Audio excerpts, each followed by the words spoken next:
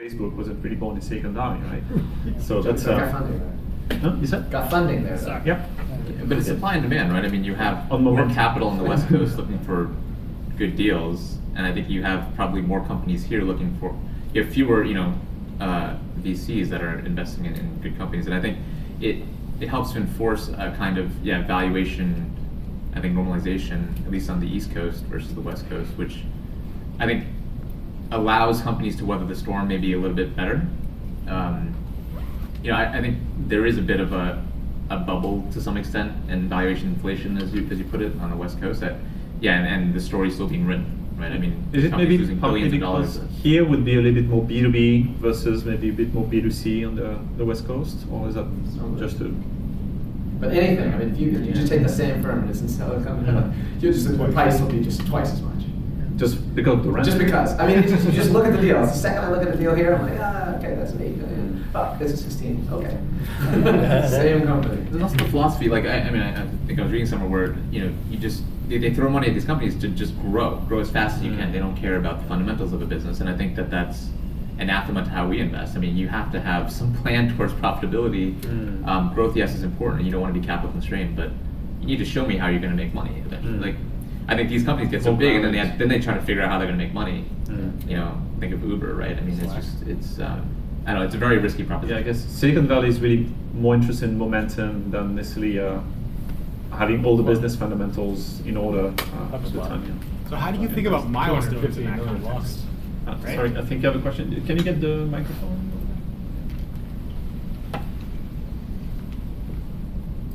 Thanks. Sorry, just to jump in, I'm wondering how you think about milestones in this context, right? Because you're funding a company to get to a particular milestone. You kind of need to define that. You need other growth investors to understand what that milestone is. Maybe in these spaces it can be challenging to know what the inflection point is. What kind of milestones are you funding towards when you invest? Yeah. That's a good question. If you look at, instead of a milestone being a tech milestone, being a milestone where it's consumer engagement, do you have your first prototype? It's purely value creation, right? Enterprise value. If it's a technical milestone that happens to create value for the company because you now have this whiz-bang IP that you can do something with, that's the value creation moment, right? But if it's just, we did version 2.0 of this widget, I don't care, right? We want to fund you to, there's moments like pre-revenue to revenue, that's a moment. Commercial traction, there's lots of ways to sort of define that, but whether you get a joint development agreement or some NRE from a company.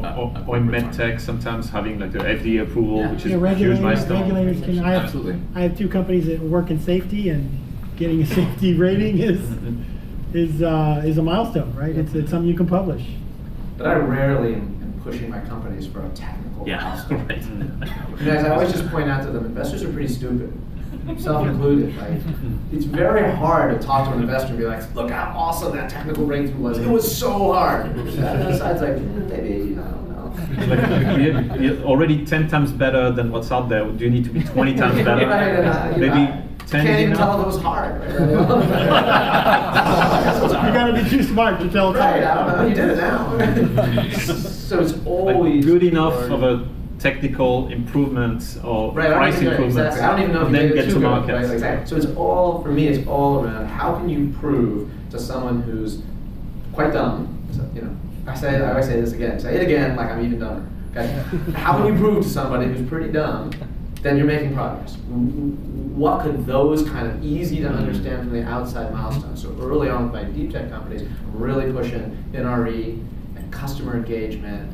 Really getting out there and showing us somebody who doesn't necessarily fully get the technology, that someone on the other side really, really wants the technology. Those are all the milestones, and I'm like, get out there, show me what you're selling, show me what you're selling. Show me somebody wants it, and they'll pay something for it. Anything you can do to get out there and get selling is, even if you can't produce the product yet. Please feel free to start selling long before you can actually produce the product. Don't actually take money. So some customer validation. Customer validation. There's a limit. There's a limit. Don't actually take the money. Take the PO, but don't charge it. Exactly. Take the NRE, right? But don't actually sell the product. But there's nothing wrong with going out and selling a product. You don't have to make glossy brochures for robots that did not exist. Wander around and see if anybody want to buy them. When they don't want to buy them, you really learn something. Don't make the robot. Turns out no one wants it. But it does feel like there are some common milestones, right? Certainly getting your first prototype, right? Getting that first customer to sign on onto a JDA, right? Actually productizing and launching a product is another milestone. I mean, or getting some form of NRE or some non-dilutive funding, because it's another way of vetting the technology, right? To have a government agency say, yeah, we'll fund that. I don't know, scale, getting to some level of scale in the production or setting up the supply chain are also milestones that create value, but aren't actually technically difficult problems. It's just engineering and time and resources. Yeah. Repeatability. Like that's ultimately what the sure. Series A wants, is something that's very, very repeatable. Show that you can do something repeatedly. Where you got milestones obviously earlier than that, so you got to get to repeatability, but that's ultimately the goal. And in my mind, there's no getting around the fact that getting another financing round is a milestone, and different people want different things out of that. Different people look for different things in a company to fund it, and when they've reached that, so talk to if you want to define your milestones better, go talk to the people you want to get money from a year from now. What are their milestones? Yeah. That's right. Yeah, actually, that's something that for us who invest from pre-seed is really, really important, because we might help with manufacturability, prototyping, and all that things, and defining the messaging, the customer, the value proposition. But then, to be able to raise a seed round or Series A later, the companies have to find what specific milestones later investors would be interested in their particular case. I actually learned that technique when I started telling people, if you want money, ask for advice. If you want advice, ask for money. People would go ask for money, they get advice and get frustrated. So I say, well, go ask for advice on what your milestone should be. Mm-hmm. And a couple of times they would end up with a financing round, right? So because they demonstrate coachability. Yeah, exactly. Assuming they listen. Right. It's really difficult to actually identify those. I see you had a question, so I'm going to give you mine. Claire Hanks to the Rally Cry. Bill Elliott's book and program is Disciplined Entrepreneurship, right? It's 24 steps. And I jokingly say it's perfectly titled because product isn't worked on until step 22, and none of us have the discipline to go 20 steps before we get the product. I'm curious what your thoughts are on how disciplined the team has to be to actually get feet on the street and not just focus on the tech. Yeah, because when you know how to build things, it's very tempting to just build, right? So how much do you encourage founders, or do you see founders actually go and talk to customers before they advance too much in product development? And, I think that for what's me, your take on that? That varies quite a bit depending on the space, right? There's software guys that the MVP, the idea of the minimum viable product has spread far and wide, and they're like, hey, this is my MVP, and they're getting feedback right away. That's so much harder with deep tech, right? But one of the reasons to invest in things is select those things that you can show progress. Right, in Advair Robotics, you were referring to earlier, they sat in. I was a seed funder of that, and they sat in, the three of those guys or four of them sat in my office, or the office down the hall, and they came up with a working prototype using some off-the-shelf equipment and a Microsoft Kinect in a month, and that itself was very convincing, right? As a milestone, we talked a minute ago about what's a milestone. Thing. Yeah. A cool demo is a milestone. It's not always enough, but it's a milestone. For seed round, yeah, that can work. Yeah. I'm a fanatic on this. I mean, that's all I say over and over and over again. And David Mindell was great. I used to say to him over and over again, tell me what you're going to sell, over and over and over again. And every time I'd see him again, I'd say, tell me what you're going to sell, over and over again. Because he had incredible technology at first, and I worked with him for almost a year before we invested. Just talk to customers, sell, go out and sell something. Not, you can't you're not 100% sure that you can get to the thing you're going to sell, but that doesn't matter. You think you're going to get there, go out and sell that. And if your customer says, I'm not sure I want that, please don't make it, right? And it really drives the company to get much earlier. And I think a lot of hardware companies really don't do this. They wait until they've got a demo and they got a working thing, and then they take it out. And it's like, no, we could have taken out a fake thing. What's really interesting, what we found is that when we had a much more consumer devices, we used to have a pretty large booth at CES and have many of our companies on display. and they would go and they would, like, for 2-3 days, they would just talk to hundreds and hundreds of people. And they get so tired by the second day, first day, standing, talking, repeating the same thing, that the message becomes shorter and clearer and better. Crisper, they see people, crisper. Yeah, crisper. They see what people react to. They go straight to the point, because they realize they can't spend 5 minutes explaining to everybody all the details of their thing. They have to be really clear, and they also become much better at sorting out, when people come to them, what kind of person is this? Yeah. Is that just somebody passing by out of curiosity? Is it an industry person? Based on their questions, they can adjust their answers as well, like to focus on what people might react to. So they become a lot more perceptive. It's kind of a boot camp for like pitching about the message. It's really an interesting practice, actually. Maybe that's a correlation of the idea that you can't be an expert at something until you've spent 10,000 hours on it. The corollary being, unless you've explained it 10,000 times, you can't explain it well. Yeah, it forces you to simplify, clarify your explanations, and understand better who you're talking to. You can't say the same thing to everybody, or you have to be very clear that there are a lot of people you don't want to talk to. And I think that probably happens also when I tend to say to our startups, look, when you talk to investors, there's kind of 3 categories. There's those who really get it. They understand, they already believe the same thing you do, and they understand what you're doing, and they just want to check if you're the right people. And they're going to tick boxes, whether to see if you're the right people to do that thing. Then the second category, they don't really care about that thing you do. And you're going to spend time explaining and trying to interest them in that thing, but there's going to be a lot of wasted effort, because you're not going to convert them. And then there's also some people, very small minority, who don't believe it at all. They hate it, or maybe they put some money into that years ago and it didn't work, and they're going to spend all their time convincing you that what you're doing is useless, and you're not the right people, and you're going to feel obliged to tell them, to prove them wrong. And you're going to spend so much energy wasting your time with those people. So learn to identify which category they belong to, and try to politely pass on the ones who don't believe what you believe or don't care. And and that means that maybe when you're talking to 100 investors in an event or something, there's maybe 5 people who actually you should be talking to. You're talking to 5 people, and your job is just to make a message clear enough and to give them the proof points so that they feel that you might be the right team to do that thing. So that's what we try to communicate, but it's so tempting for a passionate founder to convince people that their vision is right.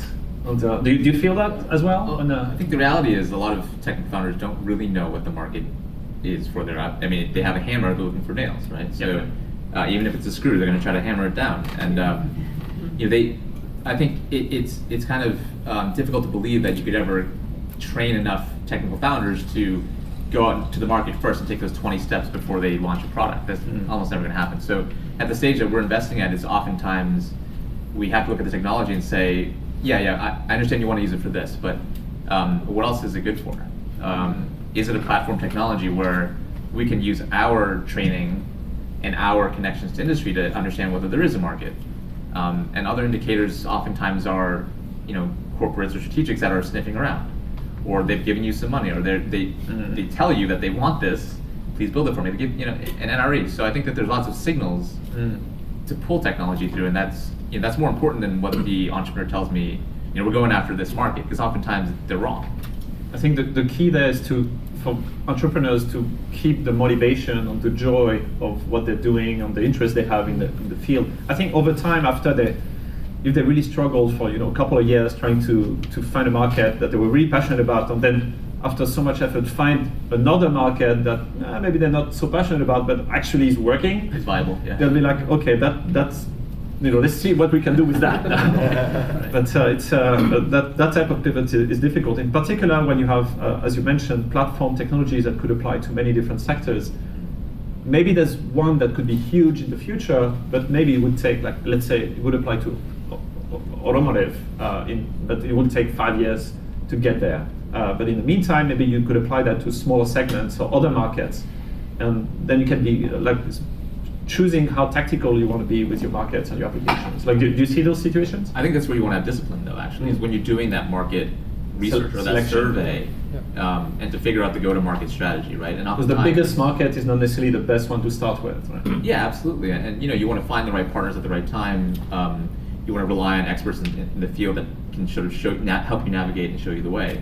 Because it's oftentimes you may have this like market that you go after, but you can't realize it for another 10 years. So what do you do? Is that something that you observe with maybe some robotics company? Well, actually, we've seen a couple of robotics companies pivot to get non-dilutive funded from government agencies. Uh-huh. So there's a lot of new... For applications there's or a for huge- research grants? Some for applications, some for research. So really both. But we have MITRE sitting down in our space. They also sit at the Mass Challenge space, and so they're looking at the technologies that are there and seeing how can we apply that to the warfighter and how can we get them money to kind of get them maybe past something. They're doing a lot of these Air Force pitch days where they're just writing checks. They're not taking any equity. They wouldn't even know what to do with it. So they just there's DIU, there's MD5, there's all these agencies that are now coming out and saying they're realizing they need to be more agile in the government. And so how do we get our hooks into the startup community? So they've been very good about coming around and looking for things. So I think that the challenge or the risk for teams in that situation is whether they're going to spend a lot of time, writing grant applications or doing very custom developments that might not align well with their actual role, like commercial It's something roadmap. that if they're getting funding, a lot of times they'll hire somebody new to take you that path, and that allows them to keep working on something else and still get. Okay. So it becomes kind of some kind of revenue generator, a little bit about new IP, while they can keep on track with what they. But I agree, that's another place you have to have discipline, right? And on the board and within the founding team, where you can't get pulled too far away from your core. Once you decide there's a market opportunity and a product market fit, you got to go after it.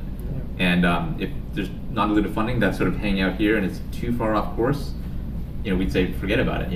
If we're invested in you, we'll invest more capital so you can go faster in this path as opposed to exploring this other. I mean, it's a good question: optionality versus speed to market. And then again, that ties into what kind of milestones you're going to reach, whether there's more milestones behind that. Absolutely. One question I actually wanted to make sure I touch upon is around deal flow.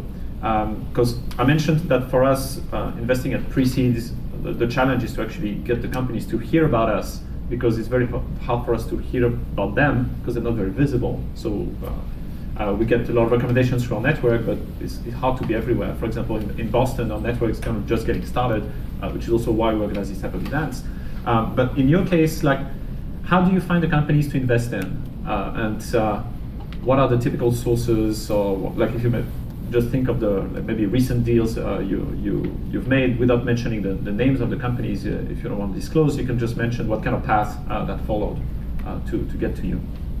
You want to start, Frank? So the two deep tech deals, I'll just give examples. So Veo Robotics came out of a frustration. I was looking for a robotics investment, one of those blank checks on my desk. I looked at all these robot companies, and there was nothing that was exactly a good fit.